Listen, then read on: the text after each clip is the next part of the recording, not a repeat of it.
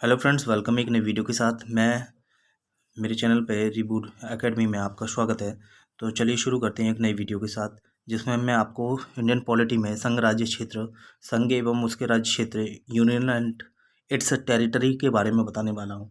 तो अभी तक आपने चैनल को सब्सक्राइब नहीं किया, चैनल पर नए हैं तो चैनल को सब्सक्राइब कर लो, जिससे सारी आने वाली वीडियो नई से नई वीडियो और आपको सबसे पहले मिले। तो चलिए शुरू करते हैं इसमें टॉपिक संघ एवं इसका क्षेत्र, यूनियन एंड इट्स टेरिटरी। तो संघ राज्य क्षेत्र की जो स्थापना है उसके बारे में पहले बात करते हैं कि किस अनुच्छेद में है। तो संविधान का जो भाग है, संविधान के भाग एक के अंतर्गत, संविधान के भाग एक के अंतर्गत 1 से 4 तक में संघ एवं राज्य क्षेत्रों की चर्चा है। तो पहली बात तो यह है कि 1 से लेकर 4 तक संघ एवं इसके राज्य क्षेत्रों की चर्चा है। उसके बाद आ रही है संघ राज्यों का संघ क्या है।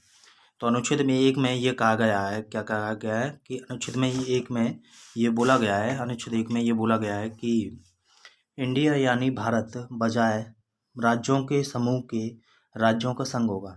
तो इसमें ये बोला गया इंडिया जो है, भारत राज्यों के समूह के अतिरिक्त बजाय राज्यों का समूह नहीं होगा, राज्यों का संघ होगा, राज्यों का संघ होगा। यह व्यवस्था दो बातें स्पष्ट करती है, एक देश का नाम और दूसरी राज्य पद्धति का प्रकार। तो ये दो बातें व्यवस्थाएं करती है, एक देश का नाम, दूसरी राज्य पद्धति। आगे देखते हैं, संविधान सभा में देश के नाम को लेकर किसी भी तरह का कोई मतैक्य नहीं है। कुछ सदस्यों ने सलाह दी कि इसके परंपरागत नाम भारत का रहने दिया जाए, जबकि कुछ ने आधुनिक नाम इंडिया की वकालत की। इस तरह संविधान सभा ने दोनों को स्वीकार किया और इंडिया जो कि भारत है। तो कुछ लोगों ने ये बोला कि इसके परंपरागत नाम भारत को रहने दिया जाए, जबकि कुछ ने आधुनिक नाम इंडिया को बताया कि इंडिया इसका नाम होना चाहिए। इस तरह संविधान सभा में जो संविधान को बनाने वाले थे मुख्य, तो संविधान के पिता जो डॉक्टर बी आर अम्बेडकर, उनकी पूरी टीम जो थी, उन्होंने क्या किया कि जो है इसका नाम जो है इंडिया और भारत दोनों ही रख लिया। इस तरीके से भारत का नाम इंडिया भी पड़ गया। दूसरे देश को संघ बताया गया। यद्यपि संविधान का ढांचा संघीय है, डॉक्टर बी आर अम्बेडकर कहते हैं कि राज्यों का संघ उक्ति को संघीय राज्य के स्थान पर महत्व देने के दो कारण हैं। राज्यों का संघ जो नाम दिया गया उसके नाम देने के दो महत्वपूर्ण कारण हैं। पहला कारण क्या है बताते हैं, एक, भारतीय संघ राज्यों के बीच में कोई समझौते का परिणाम नहीं है। पहली बात तो भारतीय संघ जो है राज्यों के बीच कोई समझौते का परिणाम नहीं है, जैसा कि अमेरिकी संघ में और दो राज्यों को संघ से विभक्त होने का अधिकार नहीं है। दूसरा ये है, पहली बात तो ये है कि राज्यों का कोई आपस में कोई समझौता नहीं है जैसा कि अमेरिका में है। दूसरी बात यह है कि दो राज्यों को संघ से विभक्त होने का कोई अधिकार नहीं है। नंबर 2 पे ये, राज्यों को संघ से विभक्त होने का कोई अधिकार नहीं है। 2 नंबर पे ये बात है, पहला तो ये है कि उनके बीच कोई समझौता नहीं जैसे अमेरिका में। दूसरी महत्वपूर्ण बात है कि जैसे अमेरिका में जो है संघ अलग हो सकते हैं, राज्य अलग हो सकते हैं संघ से, वैसा यहाँ कोई प्रावधान नहीं है। तो समझौता नहीं है और राज्यों को संघ से अलग होने का प्रावधान नहीं है। ये महत्वपूर्ण बात है इसलिए कि भारत जो है राज्यों का संघ है। ठीक, आगे देखते हैं कि यह विभक्त नहीं हो सकता, अधिकार नहीं है, संघ है, यह विभक्त नहीं हो सकता। पूरा देश एक है जो विभिन्न राज्यों में प्रशासनिक सुविधा के लिए बटा हुआ है। तो पहली बात तो ये है कि संघ राज्य क्षेत्र जो है संविधान के भाग एक में है और अनुच्छेद 1 से 4 तक है। संघ एवं इसके राज्य क्षेत्रों की चर्चा की गई है अनुच्छेद 1 से लेकर 4 तक। तो भाग कौन सा? एक है। तो भाग एक में ये बात बोली गई है। तो पहला अनुच्छेद यही कहता है, अनुच्छेद एक में इंडिया यानी भारत बजाय राज्यों के समूह के राज्यों का संघ होगा। तो अनुच्छेद एक में ये बोला है भारत राज्यों का संघ है। ठीक, तो ये वाली बात इसमें हो रही है। नेक्स्ट और बात देखते हैं, अनुच्छेद एक के अनुसार भारतीय क्षेत्र को 3 श्रेणियों में बांटा गया है। अनुच्छेद एक कहता है कि भारतीय क्षेत्र को 3 श्रेणियों में बांटा गया है। कौन कौन सी है? नंबर 1 राज्यों के संघ, नंबर 2 राज्य क्षेत्र और नंबर 3 ऐसे क्षेत्र जिन्हें किसी भी समय भारत सरकार द्वारा अधिकृत किया जा सकता है। नंबर 1 है राज्यों के क्षेत्र, नंबर 2 संघ क्षेत्र, नंबर 3 ऐसे क्षेत्र जिन्हें किसी भी समय भारत सरकार द्वारा अधिकृत किया जा सकता है। 3 तरह की बात की गई है।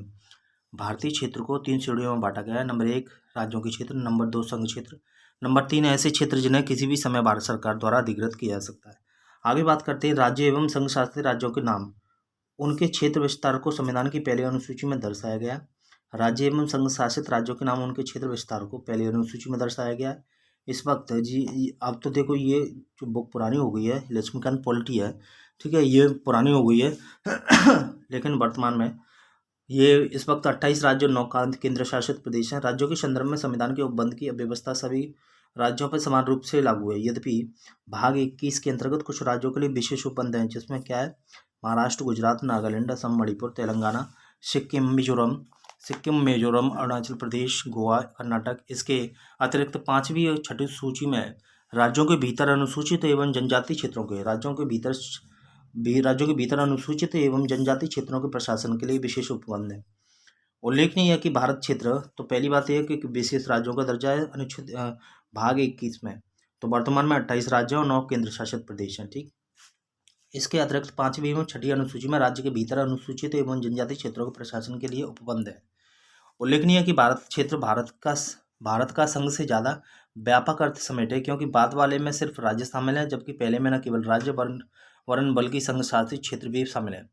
तो इस तरीके से इसकी बात की जा रही है। एक संप्रभु राज्य होने के नाते भारत अंतर्राष्ट्रीय राष्ट्रों के एक संप्रभुता है। बहुत बड़ा टॉपिक है संप्रभुता। पॉलिटिकल साइंस का संप्रभुता के बारे में बात होती है। संप्रभुता का अर्थ होता है कि राज्य अपने भीतर किसी भी नियम को बनाने के लिए स्वतंत्र है तथा भारी परतंत्रता से भी, किसी प्रकार के दबाव से भी वो स्वतंत्र है। उसको संप्रभुता कहते हैं। राज्य जब कोई कानून बनाता है और राज्य को वो कानून लागू करता है, या राज्य से मतलब स्टेट से नहीं हो रहा, राज्य से मतलब पूरे देश से हो रहा है। यही अंतर है कि राज्य को आज भ्रामक शब्द के रूप में देख लिया जाता है। राज्य को ये मान लिया जाता है कि स्टेट है, जैसे कि यूपी स्टेट हो गया, महाराष्ट्र स्टेट हो गया। परंतु जब पॉलिटिकल साइंस में बात करते हैं तो राज्य का अर्थ व्यापक अर्थ होता है राज्य का, और राज्य का वो व्यापक अर्थ देश के अर्थ में लगाया जाता है। तो मैं राज्य के अर्थ में स्टेट की बात न करके मैं संप्रभुता राज्य की, यहाँ संप्रभु राज्य होने के नाते, या एक संप्रभु राज्य होने के नाते भारत, तो ये लिखा हुआ है एक संप्रभु राज्य होने के नाते भारत अंतर्राष्ट्रीय कानून। तो यहाँ बात हो रही है राज्य। अब भारत तो एक देश है, आप सोच सकते हो, लेकिन पॉलिटिकल साइंस के स्टूडेंट होंगे तो इस विषय को जानते होंगे, इस बात को तथ्य से अवगत होंगे कि राज्य की परिभाषा जो है क्या है। तो वहाँ संप्रभुता एक उसका मेन की फैक्टर है। तो संप्रभुता उसका एक 4 पॉइंटों में से, राज्य के जो 4 तत्व हैं उसमें से संप्रभुता बहुत महत्वपूर्ण वो उसका तत्व है राज्य बनने के लिए। राज्य से अर्थ किसी स्टेट प्रदेश से नहीं है, राज्य से अर्थ यहाँ देश से है। नाते भारत अंतर्राष्ट्रीय कानून के तहत विदेशी क्षेत्र का भी अधिग्रहण करता है। जब वैश्विक स्तर पर बात होती है तो वहाँ राज्य स्तर पर बात होती है कि अमेरिका राज्य है। राज्य से मतलब एक देश से है। देश का निर्माण जो है राज्य के रूप में होता है पॉलिटिकल साइंस में। ठीक है, तो राज्य के रूप में देश का निर्माण होता है।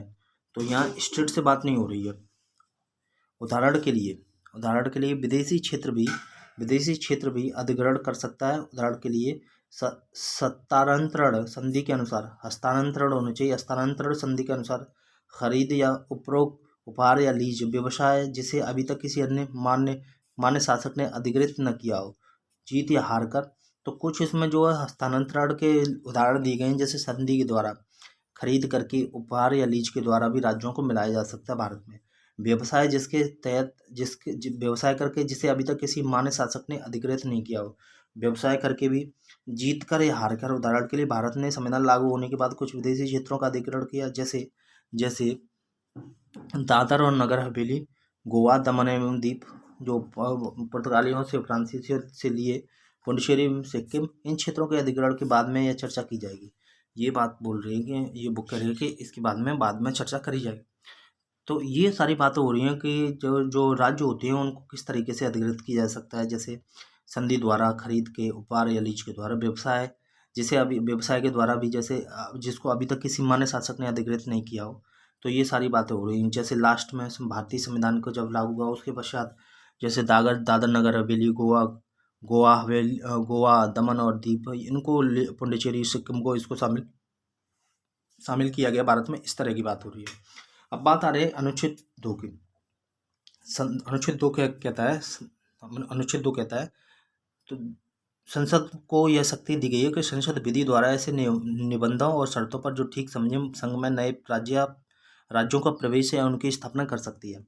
तो अनुच्छेद 2 कहता है, 2 में संसद को यह शक्ति दी गई है कि वह संसद विधि द्वारा ऐसे निबंधनों और शर्तों पर जो वो ठीक समझे संघ में नए राज्यों का प्रवेश या उनकी स्थापना कर सकती है। तो नए राज्यों का प्रवेश या स्थापना कर सकती है संसद जब ठीक समझे।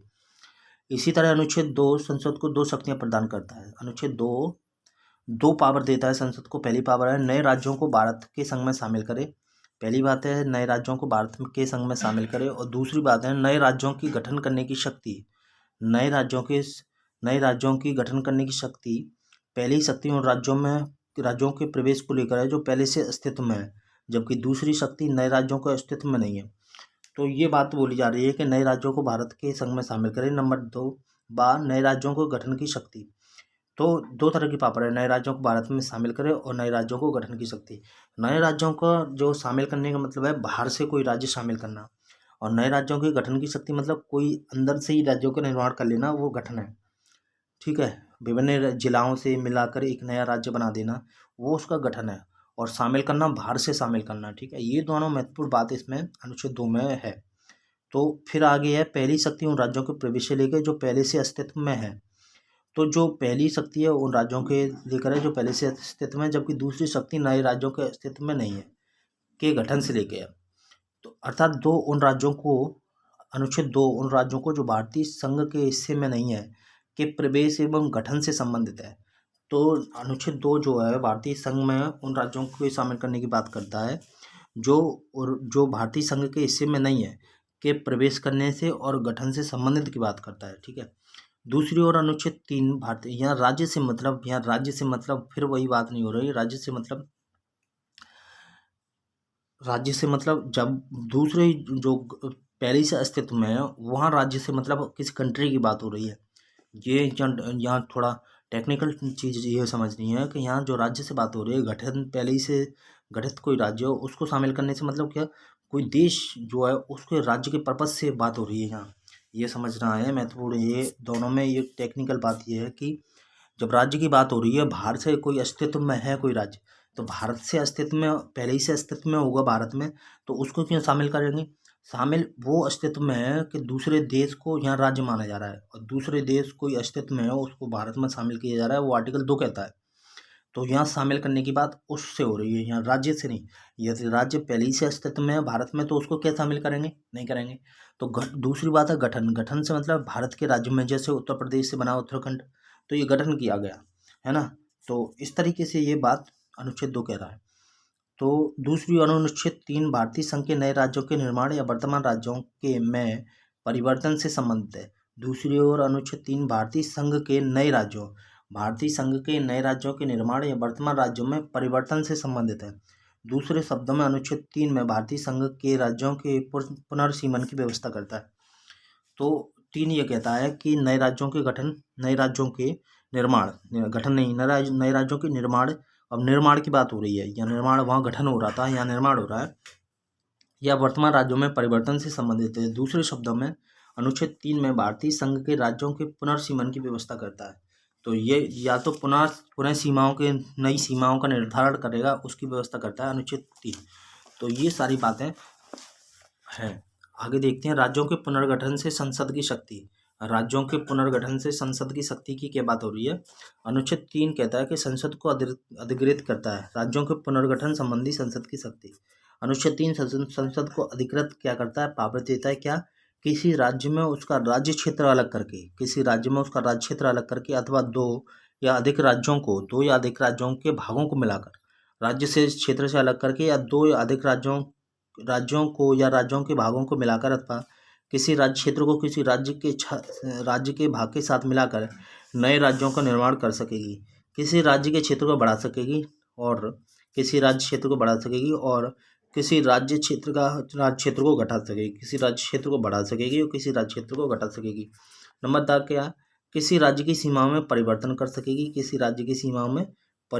सकेगी। नंबर डा क्या है, किसी राज्य के नाम में परिवर्तन कर सकेगी। और क्या है, किसी राज्य के नाम में क्या कर सकेगी, परिवर्तन कर सकेगी। हालांकि इस संबंध में अनुच्छेद 3 में 2 शर्तों का उल्लेख किया गया है। क्या क्या शर्त है। एक, उपरोक्त परिवर्तन से कोई अध्यादेश राष्ट्रपति के पूर्व मंजूरी के बाद ही संसद में पेश किया जाएगा। राष्ट्रपति की पहले मंजूरी चाहिए, उसके बाद ही वो संसद में पेश किया जाएगा, पहली बात। और 2, संस्तुति से पूर्व राष्ट्रपति इस अध्यादेश को संबंधित राज्य के विधानमंडल को मत जानने के लिए भेजता है, और संस्तुति जब राष्ट्रपति देगा उससे पहले वो अध्यादेश को राज्य के जो संबंधित राज्य है, जैसे मान लीजिए उत्तर प्रदेश और महाराष्ट्र को मिलाकर एक, उत्तर प्रदेश और मध्य प्रदेश को मिलाकर एक नया राज्य बनाया जा रहा है दोनों को, तो दोनों राज्यों को ये बात राष्ट्रपति भेजेगा उसके विधानमंडल के लिए और मत जानने के लिए क्या आप इसमें सहमति जताते हैं कि नहीं जताते, आप सहमत हैं इस तथ्य से, तब कहीं जाके उसको अगर वो कह देते हैं जो भी स्थिति होती है उसके बाद इसको संसदीय बनाया जाएगा, इस अध्यादेश को पारित किया जाएगा। आर्टिकल 3 ये कहता है, आर्टिकल 3 ये कह रहा है, महत्वपूर्ण बात है, किसी राज्य में से उसका राज्य क्षेत्र अलग करके, किसी राज्य में से उसका राज्य क्षेत्र अलग करके अथवा दो या अधिक राज्यों को या राज्यों के भागों को मिलाकर, दो से अधिक राज्यों को या राज्यों के भागों को मिलाकर अथवा किसी राज्य क्षेत्र को किसी राज्य क्षेत्र के भाग के साथ मिलाकर नए राज्य का निर्माण करते हैं, वो आर्टिकल 3 कहता है। नंबर बा, किसी राज्य क्षेत्र को बढ़ा सकेंगे। नंबर सा, किसी राज्य क्षेत्र को घटा सकेंगे। नंबर दा, किसी राज्य क्षेत्र की सीमा में परिवर्तन कर सकेगी। कौन? संसद कर सकेगी, संसद को पावर है। नंबर डा, किसी राज्य के नाम में परिवर्तन कर सकेगी। हालांकि अनुच्छेद 3 में 2 शर्तों का उल्लेख किया गया। एक, उपरोक्त परिवर्तन से संबंधित कोई अध्यादेश राष्ट्रपति की पूर्व मंजूरी के बिना ही संसद में पेश किया जाएगा। और दो, संस्तुति से, और दो, ये बात हो रही है, किया जाएगा। और दो, संस्तुति के मिलने के पूर्व संसद राष्ट्रपति क्या करेगा, संबंधित राज्यों की विधानमंडल को वो प्रस्ताव भेजेगा और ये मत जानने के लिए कि वो सहमत हैं कि नहीं है। इसके अतिरिक्त संसद की नए राज्यों का निर्माण करने की शक्ति में किसी राज्य संघ राज्य क्षेत्र के किसी भाग को किसी राज्य या संघ क्षेत्र में मिलाकर अथवा नए राज्य या संघ क्षेत्र में मिलाकर अथवा नए राज्य या संघ क्षेत्र का निर्माण सम्मिलित है। तो इस तरीके से ये आर्टिकल 3 कहता है। और क्या कहता है 3 की बात और जान ले रहे हैं। इसके अतिरिक्त संसद की जो बात है, इसके अतिरिक्त संसद की नए राज्यों का निर्माण करने की शक्ति में किसी राज्य या संघ क्षेत्र को किसी भाग को किसी राज्य या संघ क्षेत्र के किसी भाग को किसी अन्य राज्य क्षेत्र संघ में मिलाकर अथवा नए राज्य या संघ क्षेत्र में मिलाकर अथवा नए राज्य या संघ क्षेत्र का निर्माण सम्मिलित है।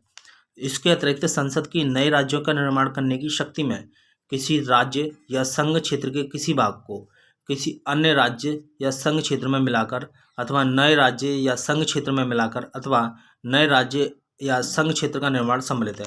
कहने का मतलब है कि नए संघ क्षेत्र को भी बनाया जा सकता है, नए राज्यों को भी मिलाया जा सकता है, राज्य को मिलाकर संघ क्षेत्र बनाया जा सकता है, संघ क्षेत्र और राज्य मिलाकर नया संघ क्षेत्र बनाया जा सकता है, संघ क्षेत्र या राज्य मिलाकर नया राज्य बनाया जा सकता है। ये सारी बातें इसमें हो रही हैं।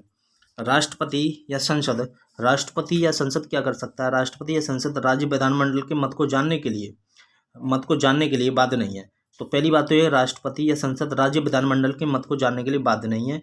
इसे स्वीकार अस्वीकार कर सकता है, चाहे वो विधानमंडल जो राष्ट्रपति उसको भेज रहा है चाहे वो स्वीकार कर ले चाहे अस्वीकार कर ले, संसद इसके लिए बाध्य नहीं है, भले ही उसका मत समय पर आ गया हो। संशोधन संबंधी अध्यादेश के संसद में आने पर हर बार राज्य के विधानमंडल का नया संदर्भ बनाना जरूरी नहीं है। तो ये बात बोली जा रही है कि एक बार जब भेज दिया है तो संसद को बार बार राज्यों के विधानमंडल के लिए नया संदर्भ देना जरूरी नहीं है।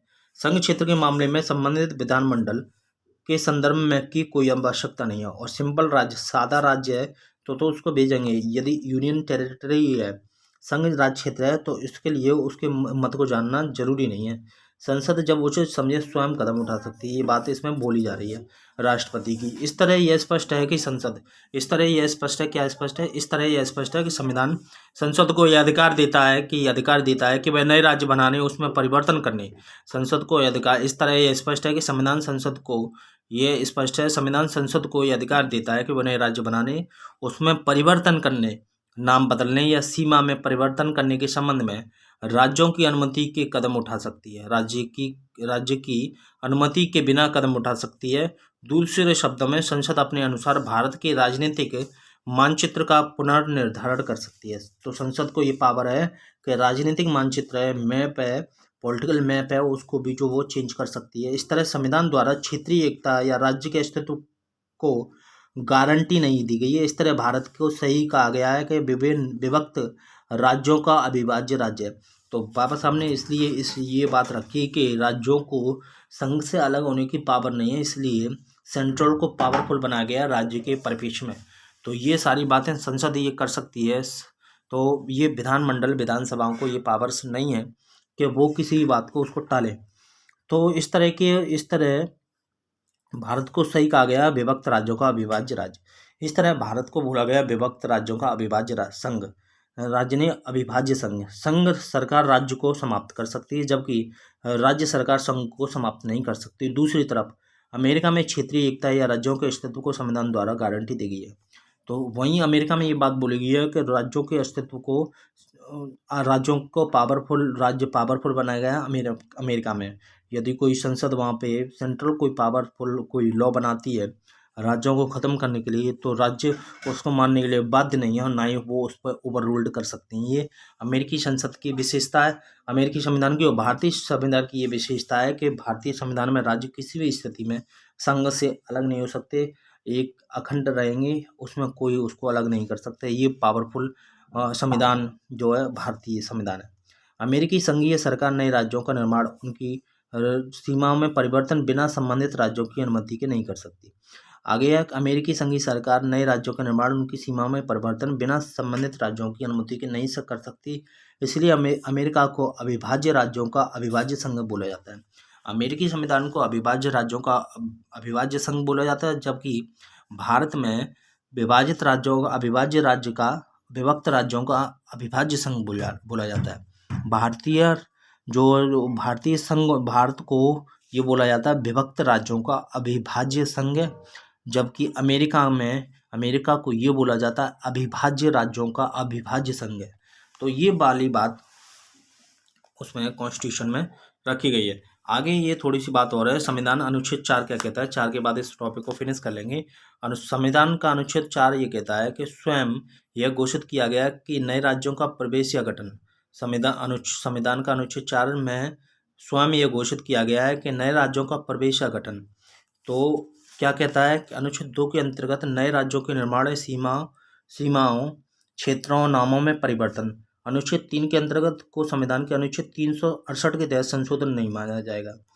तो ये बोला जा रहा है कि संविधान का जो 4 अनुच्छेद में यह घोषित किया गया है कि नए राज्यों का प्रवेश या गठन अनुच्छेद 2 के अंतर्गत नए राज्यों के निर्माण सीमा क्षेत्रों नामों में परिवर्तन अनुच्छेद 3 के अंतर्गत होगा।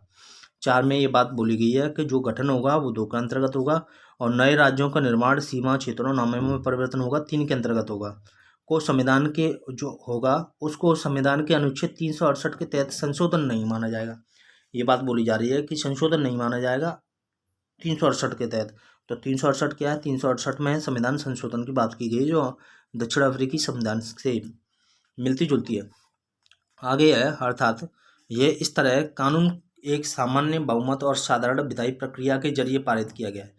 इस तरह का कानून एक सामान्य बहुमत और साधारण विधायी प्रक्रिया के तहत पारित किया गया है। ये बात जानने वाली है, ठीक है। नेक्स्ट है क्या संसद को यह अधिकार है। अब बात आ रही है क्या संसद को यह भी अधिकार है कि वो राज्य क्षेत्र को समाप्त कर दे। अनुच्छेद 3 के अंतर्गत क्या संसद को यह अधिकार है कि वो किसी राज्य क्षेत्र को समाप्त कर अनुच्छेद 3 के अंतर्गत भारतीय क्षेत्र को किसी अन्य देश को दे दे। यह प्रश्न उच्चतम न्यायालय के सामने तब आया है जब 1960 में अब ये प्रश्न हो रहा है कि भारतीय संसद किसी अपने क्षेत्र को किसी विदेशी राज्य को दे दे। यह प्रश्न कब आया? यह 1960 में आया जब राष्ट्रपति द्वारा एक संदर्भ के जरिए इस बारे में पूछा गया। केंद्र सरकार के निर्णय की बेरुवाड़ी संघ पश्चिम बंगाल जो बेरुवाड़ी केस था 1960 में पर पाकिस्तान का नेतृत्व हो ने राजनीतिक विद्रोह विवाद को जन्म दे दिया। ये बोला गया कि पाकिस्तान का नेतृत्व हुआ जिस कारण राष्ट्रपति से संदर्भ लिया गया। उच्चतम न्यायालय ने कहा कि संसद की शक्ति उच्चतम न्यायालय ने क्या कहा कि संसद की शक्ति की सीमा समाप्त करने और अनुच्छेद 3 के अंतर्गत भारतीय क्षेत्र का अन्य देश को देने की शक्ति नहीं है।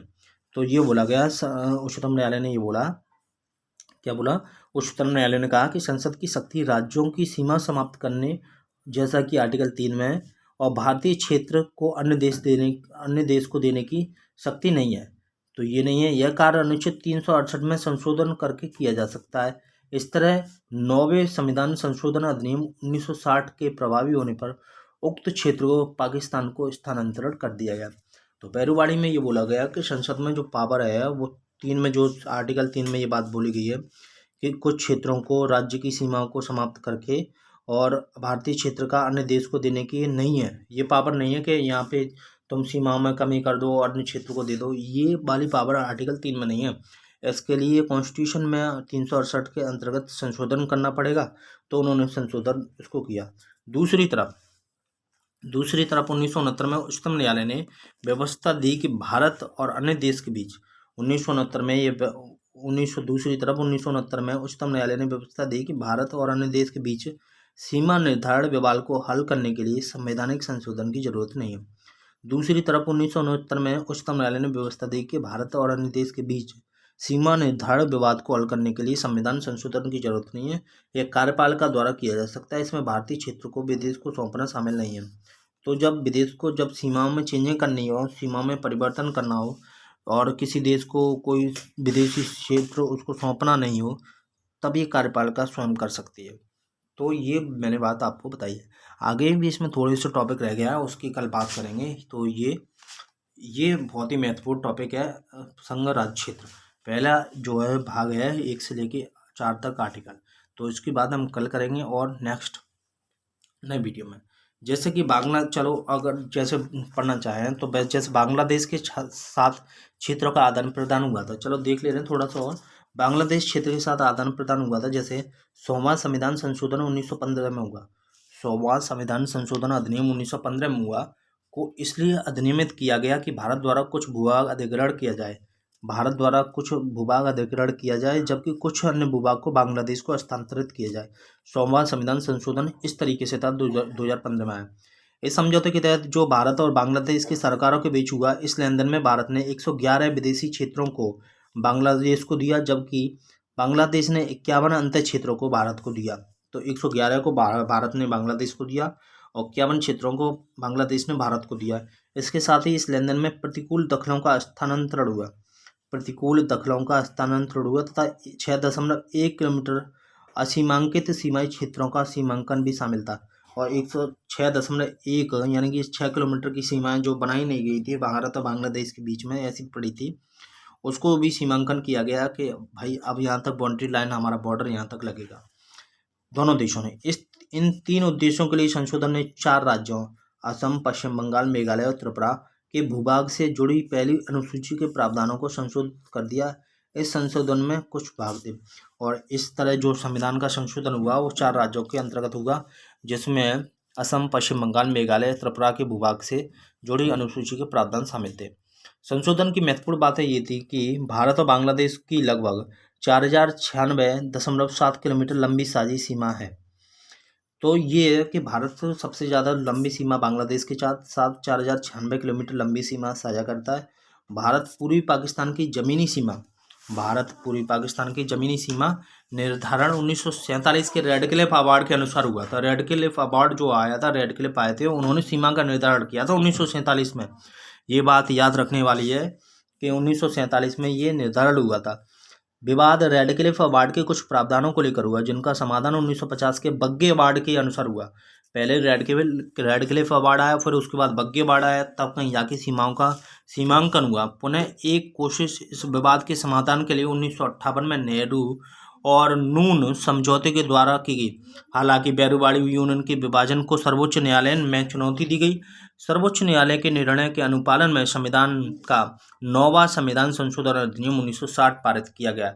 लगातार मुकदमेबाजी तथा अन्य राजनीतिक घटनाओं के चलते यह अधिनियम अनुसूचित नहीं किया जा सका और भूतपूर्व पूर्वी पाकिस्तान, वर्तमान जिसे बांग्लादेश के नाम से जाना जाता है, भूभागों को लेकर नया जो है तरीका आया। 16 मई 1974 को भारत बांग्लादेश की जमीनी सीमा के सीमांकन एवं संबंधित मामलों के लिए दोनों देशों के साथ एक समझौता हुआ ताकि इस जटिल मुद्दे को हल किया जा सके। इस समझौते की भी अभी पुष्टि नहीं की जा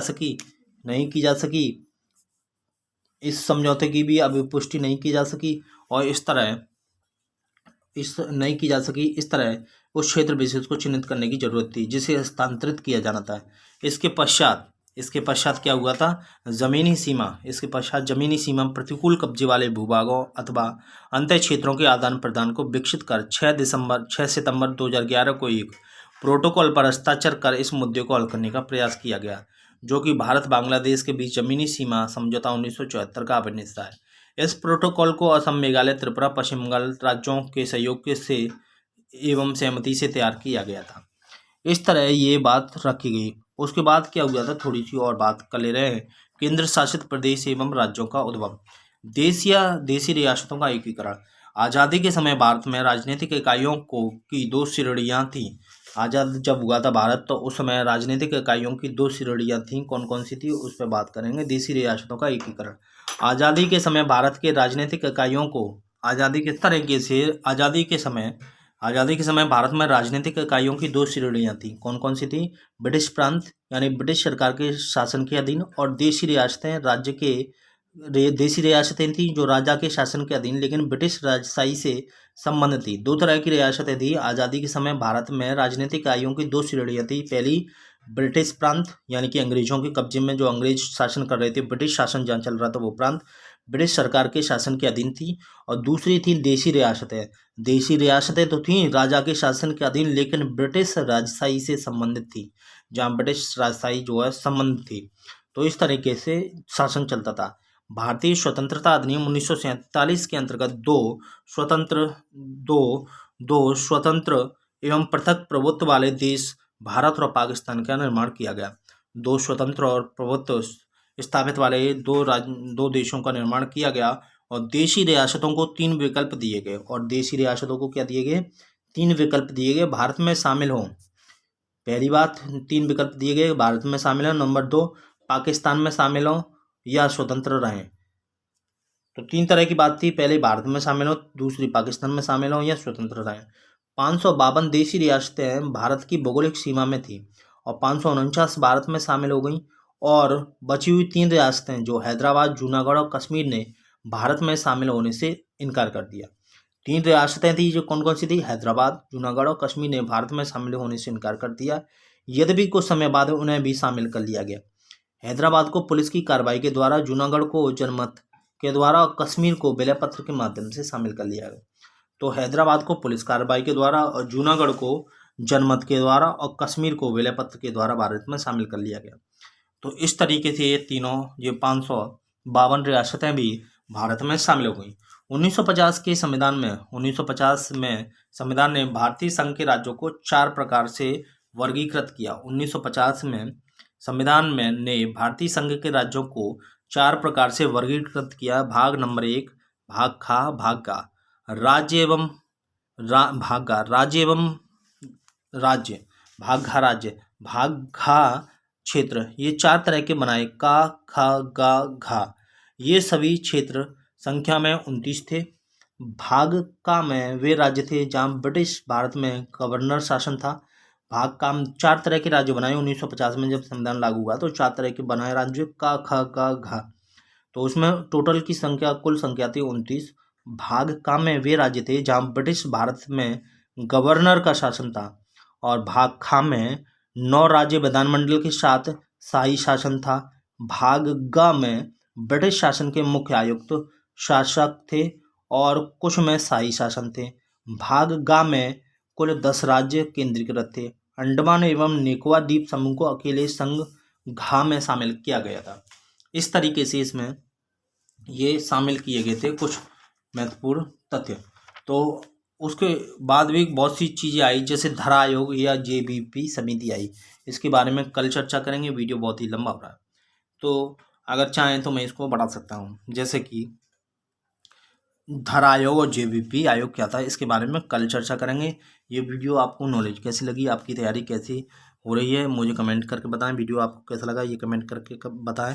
लाइक करें वीडियो को, सब्सक्राइब करें चैनल को और ज़्यादा से ज़्यादा फ्रेंड्स में शेयर करें, जिससे आपकी तैयारी चलती रहे। नेक्स्ट वीडियो में कल बात करेंगे धरा आयोग एवं जेबीपी समिति की। बहुत ही इंपॉर्टेंट टॉपिक है जो परीक्षाओं में आता है, चाहे आप UP PGT political science civics की तैयारी कर रहे हो, यूपीएससी की तैयारी कर रहे हो, वनडे एग्जाम में किसी की तैयारी कर रहे हो, वहाँ पॉलिटिकल साइंस आता है। ये बहुत ही महत्वपूर्ण टॉपिक है। तो कल बात करते हैं इन टॉपिकों के साथ। कौन सा टॉपिक रहेगा अपना, तो धरा आयोग और जेबीपी समिति। तो तब तक के लिए धन्यवाद, इजाज़त दीजिए। आप अपना ख्याल रखिए, कल मिलते हैं। नमस्कार, टेक केयर।